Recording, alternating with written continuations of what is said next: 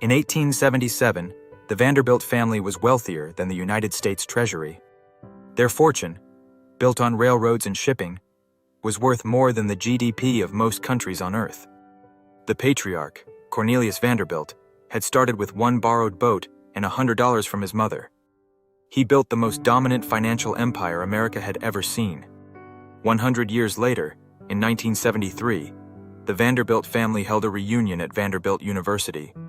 120 descendants gathered in one room. Not a single one was a millionaire. $185 billion. Gone. What destroyed the greatest family fortune in American history was not bad luck, not economic collapse, not war or disaster. It was 3 specific mistakes, made deliberately, across 3 generations. And the brutal truth is, most people building wealth today are making the exact same ones. Cornelius Vanderbilt started with one borrowed boat at age 16. He ran a ferry between Staten Island and Manhattan. By 40, he controlled most of the East Coast shipping routes. By 60, he had moved into railroads, and within a decade, dominated American rail transportation from coast to coast. At his death in 1877, his estate was worth $100 million, at a time when the entire U.S. federal budget was $250 million a year. His son William took over and actually doubled the fortune to over $200 million. For 2 generations, the Vanderbilts were untouchable. Then came the 3rd generation, and everything changed. What happened next is one of the most studied financial collapses in history. And the first mistake the Vanderbilts made is one that's being repeated by millions of people right now, including many who believe they're doing everything right. Mistake number 1. The visibility trap.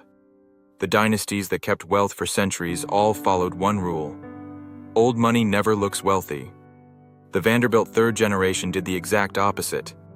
Between 1878 and 1900, the Vanderbilt heirs built 11 mansions on Fifth Avenue alone. The most famous, Marble House in Newport, cost $11 million to construct in 1892. In today's dollars, that is over $400 million. For a summer home used 3 months a year. Alva Vanderbilt threw a single party that cost $250,000, the equivalent of $8 million today. She flew flowers in from Europe, commissioned custom costumes, hired entire orchestras from across the Atlantic. They didn't just display their wealth, they weaponized it as status. And every dollar spent on display was a dollar that stopped compounding. Every mansion built was a liability dressed as prestige.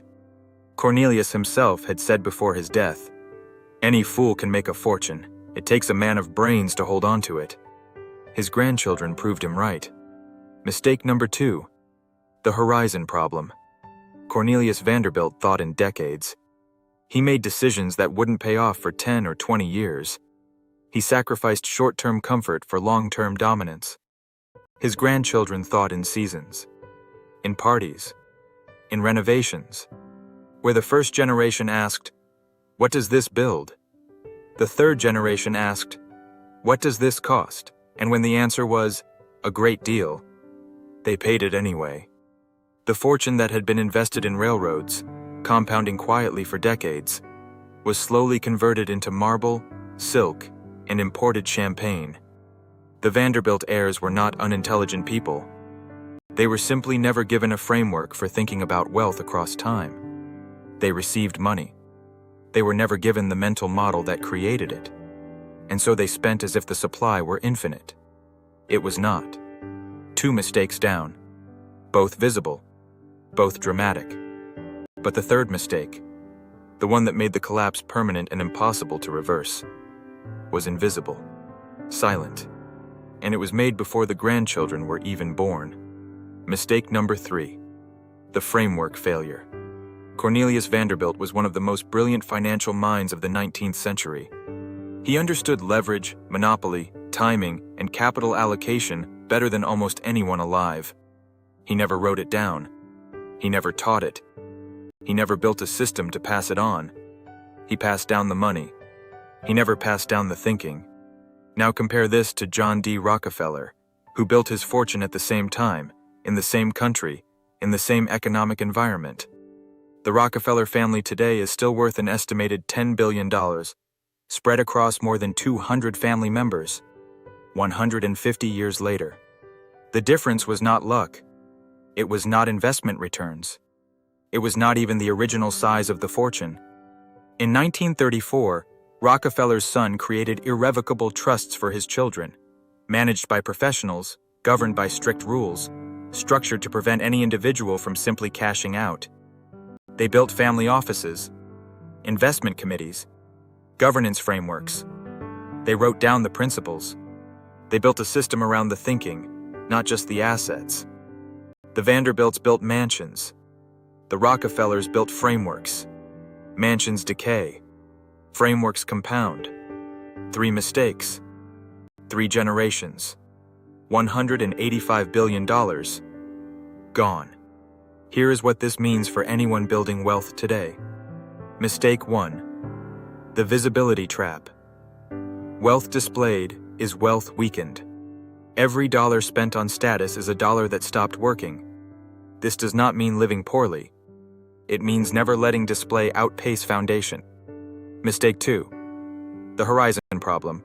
The question is never what something costs today. The question is what this decision costs across 20 years. Apply that test to every major financial choice you make.